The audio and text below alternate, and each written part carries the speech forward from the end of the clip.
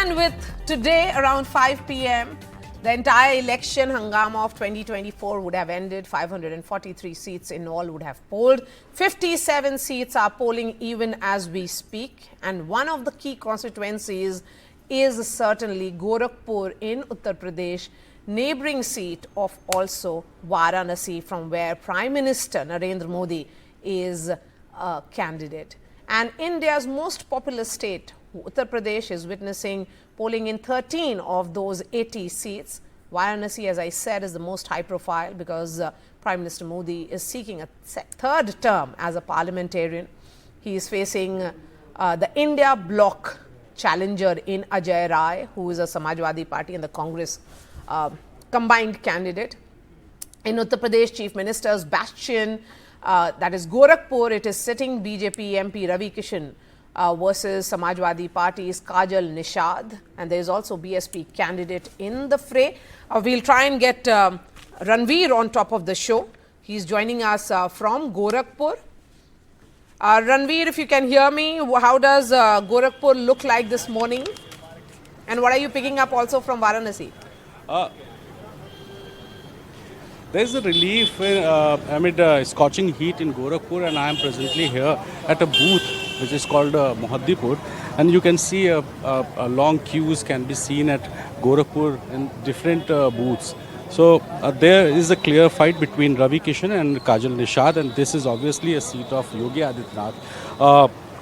This seat belongs to Gorakhnath Mandir and Gorakshpeeth. So before Yogi Adityanath, Mahant Avaidhanath ji, and before Avaidhanath ji, Digvijaynath ji was parliamentarian from this Gorakhpur seat. So if we talk about this election, Ravi Kishan is in fray and Kajal Nishad is Samajwadi Party candidate. So till 9 a.m. the total voting percentage was 13 in Gorakhpur also, and in UP's 13 seats which is going to be which is witnessing poll today. So Varanasi has witnessed a 12.64% vote, while Gorakhpur witnessed 12.99% votes. So you can see a huge queue in Mohaddipur.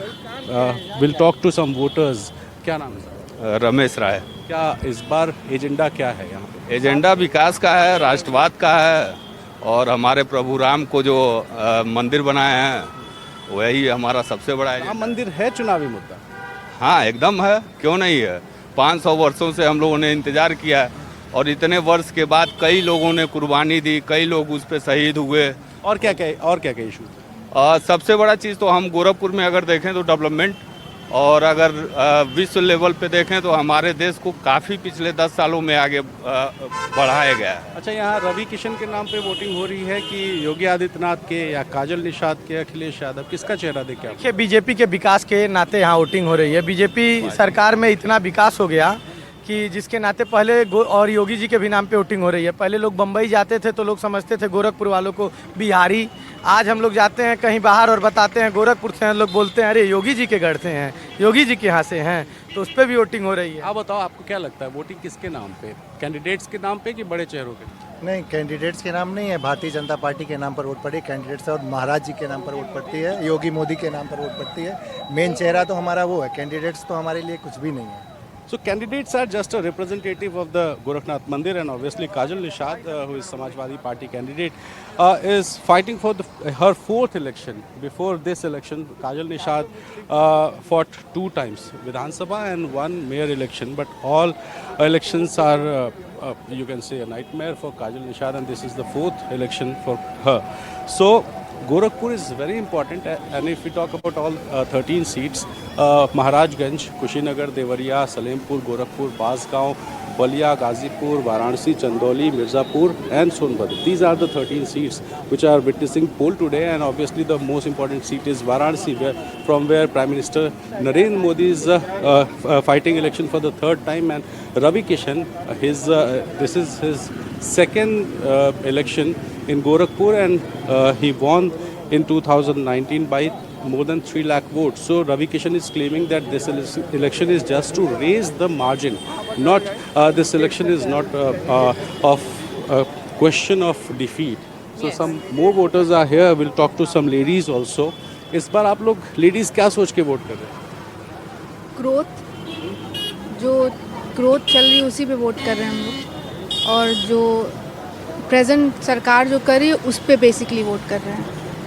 जो past में हुआ वो तो बीत गया, जो अभी चल रहा है वो ज़्यादा इम्पोर्टेंट है, तो उस पे ही, उसी बेसिस पे ही वोट हो रहा है। So you can see the voters are in Gorakhpur. They are excited. Obviously, the seat belongs to Chief Minister Yogi Adityanath. So the voting percentage, Yogi Adityanath has appealed to raise the voting Let me percentage ask you, to the voters, and we are expecting. Ranveer, is it hot there? Because I was in Varanasi 24 hours ago. It was a heat wave continuing. I mean, is that stopping voters from stepping out of their homes? If we compare today's temperature, this is obviously colder than yesterday. But yesterday the sun was scorching, and if we talk about today's temperature, then you can see the temperature is 35. So a good day, a big relief for the voters because of weather. And if we see, this feels like this is also 35. So voters are in comfortable position, and we are expecting that the voting percentage will rise. Obviously, in the first and second phase, the voting percentage was very less, and afterwards in fourth, fifth, and sixth, it was comparatively good. But we are expecting that more than 60 or 65% votes will happen. So, if it मौसम आज ठीक है, इसका असर voting पर पड़ेगा? नहीं, क्यों वोट पे पड़ेगा? वोट अरे मैं पूछ रहा हूँ, मौसम कल से ठीक हुआ है तो आज आराम है आपको? हाँ हाँ हाँ। आप बताइए मैम, मौसम का आज ठीक है कल से? हाँ, नहीं ठीक है। कल ज़्यादा गर्मी? ज़्यादा कल भी ज़्यादा नहीं था। कल भी परसों? हाँ ठीक था। हाँ। Shift गर्मी focus का now असर to ज़्यादा है? Bihar, my home state. Remember, 13 seats which are polling right now, that's where Ranveer is, of which the NDA had won 11 in 2019. So it's an important battle. Can the NDA repeat its performance, or can there be surprise from the India bloc, given the kind of push that we have seen from Akhilesh Yadav in Uttar Pradesh and Tejaswi Yadav in Bihar? And that's where Prabhakar is joining us live from. Lalu Yadav's daughter is in the fray in the constituency where Prabhakar is. The old war horse of Indian politics has been, you know, I would say very much active in comparison to 2019, Prabhakar. Yeah, exactly, and that's why Patliputra is getting all the eyeballs. Remember, we are standing in Patna. This city has two constituencies, Patna Sahib and Patliputra, and both are important. Patna Sahib, you have a former Union Minister Ravi Shankar Prasad in fray, but the most important one is Patliputra. That can be called mother of the political battle, especially for the 2014. You have Ramkripal Yadav from the BJP ticket, but the eldest child of Lalu's family, Misa Bharti, she is seeking re-election here from Patliputra for the second term. And then you have other important candidates, the VIP candidates like R.K. Singh from Ara, the Union Minister for Power. And the Karakat is one of the most talked about constituencies where the NDA candidate is Upendra Kushwaha, again a former Union Minister. But the entry of Pawan Singh, a Bhojpuri film star, has made it a very interesting triangular contest. And Maria, we are at Patna Women's College. You know this place. This is an iconic women's college, iconic college. It's my college, The weather Prabhakar. today is very supportive, I've but studied still, there. unfortunately, yeah, it's your college. So we are in your college, Maria. I correct myself. We are in Maria's college today, and unfortunately, because even when the weather is very supportive, the voter turnout somehow seems to be disappointing. Where you have the polling station behind me, we were expecting that today the voter turnout would be better because the weather is supporting, but unfortunately it is not happening that way. तुम ये बताओ, तुम पहली बार vote दे रही हो? एक जो youth होता है वो अपना वोट कैसे डिसाइड करता है? पापा मम्मी से पूछ के, सोशल मीडिया पे, इंस्टाग्राम, फेसबुक पे देख के कैसे तुम डिसाइड करते हो? इंस्टाग्राम से भी, सोशल मीडिया से भी, और पेरेंट्स से भी बात करके। बट ग्राउंड पे जो रियल इश्यूज है, तुमको क्या उसके बारे में पता होता है? वो क्या है? पूरी तरीके से तो नहीं पता होता है। So I would say it's a very candid confession. She is saying that it's a social media influence actually which kind of influences her to decide where she will cast her vote, and not very connected with the ground issues basically which concerns her constituency or for that matter her region. But interestingly, Maria, this would be a phase especially in Bihar and also in Jharkhand. Remember, we forgot to talk about Jharkhand. 3 seats of Jharkhand going to polls today. You have Sita Soren from Dumka. It's a Soren versus Soren battle there in Dumka, and she happens to be a Soren Bahu. So she's fighting on the BJP ticket from Dumka. Then you have Godda, where Nishikant Dubey is seeking re-election for the 3rd time. So interesting battle. Then you have Rajmahal, they are going to polls today. So altogether 8 plus 3, 11 seats of Bihar and Jharkhand in the final phase of Lok Sabha polls today, and very important VIP candidates, their political fate would be decided today, Maria. All right, Prabhakar, we'll keep coming back to you. Thank you so much for joining us. Aarti Jairath and Nishtha Gautam are joining us. Let's put spotlight on 2 very critical states, Bihar and Uttar Pradesh. In all, 21 seats of these 57 seats that are polling even as we speak. In the last, 3 phases, we have seen lot of buzz and chatter around Tejasvi and Akhilesh. Yes. They are almost being seen as these 2 challengers who are holding on to their fort in both UP and Bihar. I would say The thing is whether it translates into votes. Yes. Crowds don't necessarily mean votes. Yes. But yes, both these youngsters have been drawing huge crowds and apparently very enthusiastic crowds. In fact, somebody who attended some of Akhilesh's rallies in the 6th phase says it reminded her of VP Singh's time, when there was that much enthusiasm in the crowd.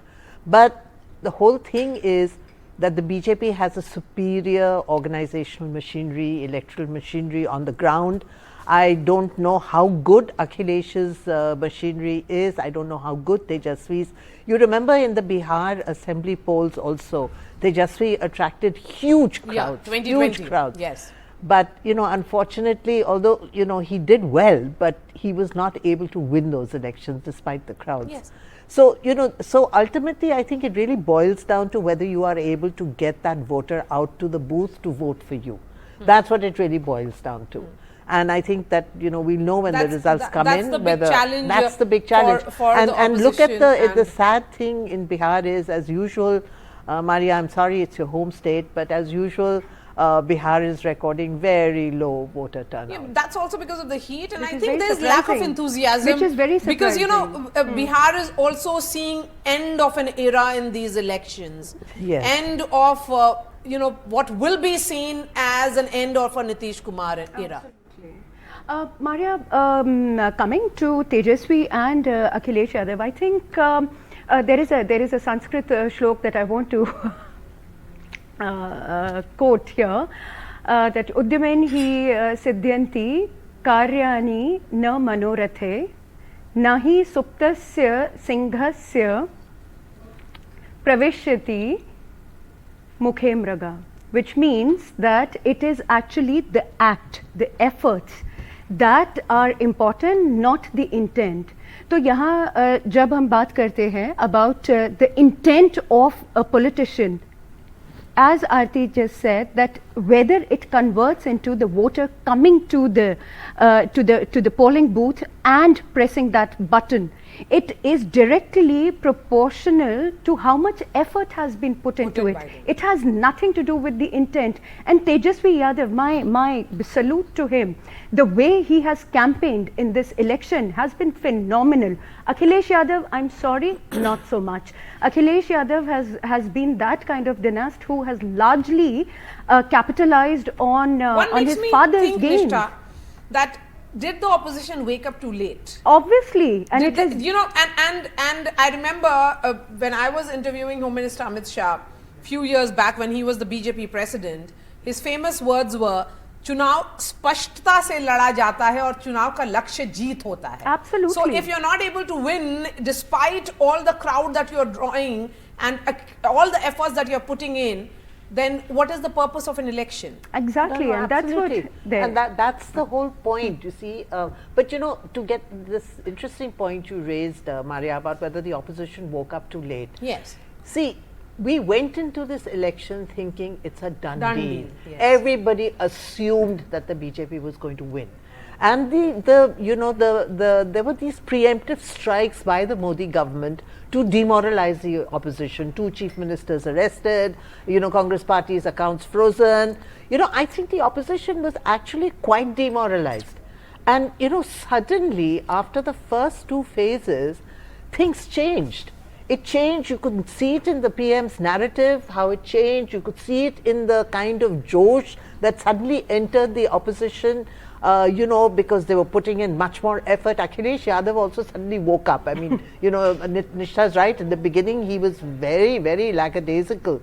Unlike Tejaswi, who was going around with a, sort of a belt around his stomach and, kind of, showing that, putting in all that effort despite having this backache and so on. But I think, it was somewhere around the first, second phase that things started changing on both sides. Now, what was the change? When the results start coming in, I think we will know. Yes. So I don't want to say anything, but something changed. Suddenly, this buzz certainly entered we the saw an election. election. Yes, suddenly we saw an election. I would also say, as someone who has traveled and had the opportunity to listen to views of people from almost like 10 to 11 states of India because of the train yatra that I did. One thing that was clear was, Nishtha, that there was one image which was looming large. It was about Narendra Modi. Even as the opposition tried to make it a localized election, they did manage in certain states. But about local candidates, there was no answer to that Modi ka guarantee. On one hand, it was about this man who's saying that I've delivered for 10 years and the entire party is out there, seeking vote in his name. And on the other hand, there's no clear narrative which was being offered. See, the narrative was very clear, Maria. I think the narrative was, is and will be Prime Minister Narendra Modi. Whether it is the opposition parties or the BJP, they have used Prime Minister Modi, and Prime Minister Modi has used himself as the narrative, the agenda for 2024 elections. And as you rightly said, that there was no clarity in terms of what the local politicians were thinking about, but the party was quite aware of that. The BJP was quite aware of that there may be instances where the local politicians were not going to impress the voters. They were unpopular for various reasons and they were ruthless. The party high command was practically, they butchered the seats, really. Yes. They changed the candidates and they denied seats. Absolutely, they denied the tickets to 112 candidates. 112 candidates, including sitting ministers, and they did not pay any attention to the anger of particular demographic caste and groups, even communities. Caste groups. Yes. That's exactly, and Uttar Pradesh people have been talking non-stop about how Thakurs were angry. Right, this whole the narrative also came from Gujarat. Absolutely, people were angry. Certain caste groups were angry. The BJP did not pay any heed to that, and I think that's how you can agree or disagree with the BJP on anything. But if it's political strategizing, electoral strategizing, I think the opposition parties have to do a lot of catching up. I'm going to shift focus to a state that you're really fond of, Nishtha. And you follow that politics very closely. That's the state of Bengal. Saurav is joining us from where violence has happened. Violence in this election has been almost synonymous with Bengal. Multiple constituencies have seen violence, poll violence. But the larger question is that, is this because of aggressive campaigning and aggressive posturing by both the sides, that is the TMC or the BJP, or Saurav, this is about lack of management? Ensuring that there are not enough the people on the ground, in the sense that not enough cops on the ground. Well, Maria, I think you cannot have more than this kind of security on the ground. I mean, every polling station is manned by central forces. all policemen are on duty. So I don't think that there's a shortage of security men. I think here what happens is that there are specific areas, and these are areas where there are clashes between groups, and it is in these areas that we know and we anticipate violence, and it invariably these are the areas that report violence. For example, Shatulia, where I am right now, is the place that we saw those visuals from earlier in the day. It was quite bad, and now things have calmed down. The police have left, but quite bad earlier in the day. And Shatulia Chowmatha, now you can see, is calm. Earlier, a little ahead from here, there was some issue in Shatulia Chowmatha, and there were there was violence and there were country bombs. But now things have calmed down with the police reaching there and calming the situation. But what happens in these situations is, by the time the news comes and forces rush, and you can't have forces everywhere, the QRT teams that rush there quite quickly. But the visuals, the pictures and what has to happen happens by then. So it is a very difficult thing to manage. But having said that, having covered all these incidents, I was caught in one of those incidents in Bardhaman, Durgapur, and that was quite scary, where stone pelting and all of that had happened. Having said that, I would still stick my neck out and say that this has relatively, comparatively, been more peaceful than elections we've seen in the past. And I would say that is really a disappointment that, despite all the poll violence, we are still seeing this as relatively better, but not really saying it in the context sort of that there has been no violence whatsoever. In fact, we will try and play that soundbite of Abhishek Banerjee, who is contesting from Diamond Harbour, and then I bring in the guests in the studio. Thank you, Saurabh, for joining us. So by and large, voting has been peaceful, and I appeal to the people of West Bengal and all the seats that has been going for polling today, that for all the injustice, all the deprivation, all the jumlas, all the pain that has been inflicted on you over the last 5 years, today is your time to respond. I have done my civic duty and responsibility. I urge everyone to come out in big numbers and exercise their franchise today. And let's also listen in to Shiny Ghosh, who is contesting from Jadavpur constituency. Ma'am, 2 minutes for NDTV. It's your Lok Sabha debut, electoral debut. How confident are you? Or are there butterflies in your stomach?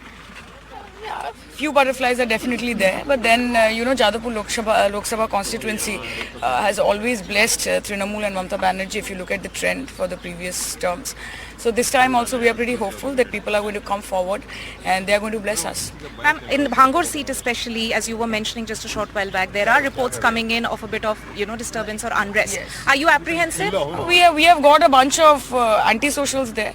And they are also a political party, and they have understood that it's not going to be easy for them this time. So they have done something which is very expected: violence, nuisance, and stopping people from casting their rightful vote. So everything is under vigilance. We are at it. So let's hope things are going to be smoother by the end of the day. Ma'am, last question: your message to people of Kolkata today? Vote, vote, vote, and just vote for your right. Vote to save the country. Vote in favor of people and the party who is taking you forward, not the party which is taking you backward. Thank you so much for speaking to us. NDTV, you heard Shayani Ghosh, the candidate of TMC from Jadavpur, a favourite, a front runner from Jadavpur constituency, which is known as a TMC bastion. She had cast her vote just a short while back. There are reports of some unrest coming in from one of the areas in her constituency where she is in fact going to travel now. But as I mentioned that it's a triangular contest in Jadavpur, but TMC feels that they're confident enough to keep this prestige seat. With camera person Ashwini Mehra reporting from Kolkata, Tanima Biswas for NDTV.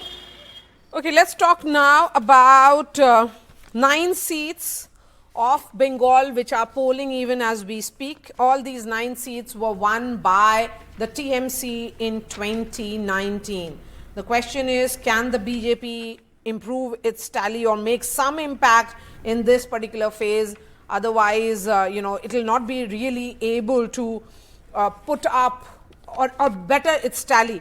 Aarti, can BJP really put up a strong fight? For all the talks that we are hearing about the fight that has been put up by the opposition in Bengal and Bihar, that's something that's not coming also from Bengal. You know, Maria, actually the elections in Bengal this time are quite interesting. Last time, you know, the BJP benefited because the left vote kind of shifted almost entirely to the BJP, and they won this unexpected haul of 18 seats in the Lok Sabha. But, you know, the BJP actually always suffered from this handicap of not having a good local leadership, not having a good face to project, not being seen as a Bengal party, a Bengali party. But I think what they've done in the last 5 years is they have brought in these people from the Trinamool, the Adhikaris, you know, the Adhikari family has come in, they got Arjun Singh in. And I think that has helped to bolster their forces, their, you know, their sort of workers quite a bit. So this time we have seen a very competitive election in Bengal. You know, obviously Mamta has certain amount of anti-incumbency. She's facing a certain amount of anti-incumbency. And there's a very strong challenge from the BJP. So, I mean, I will not stick my neck out. I will not say put any numbers to it. But I think one of the reasons why in this phase particularly you're seeing this violence is because the BJP's act, this is the TMC's Garh, these 9 seats, you know, the urban areas of Calcutta and around Calcutta. But we're seeing a very strong challenge from the BJP this time. And I think, you know, that is why you've seen this kind of violence happening. Although as Saurav says that, you know, we've seen worse violence in Bengal before, so so, you know, that's a sad thing that we have to say it's less than before, but there is still violence. Yes, absolutely, and that is a matter of concern. When the election started and on the day of announcement of the poll dates, the Election Commission had particularly red flagged that poll violence could happen in Bengal, and it did happen even this time around. Of course, there has been better deployment of security forces, but there is violence, and something that we used to hear in the context of UP-Bihar in the past. Yes, Nishtha. Maria, does it not make you feel better for being a Bihari? I definitely feel much better, and you know, it just gives me a very, a very curious sort of sadistic pleasure here, because Bengal has always sort of presented itself to be the Garh of culture and sophistication and everything. Come election season, year after year, and this falls flat. Right, so I'm very glad because there is some bit of you know, UP Wali in me, which is very happy to see that, oh, we are not like the Bengalis.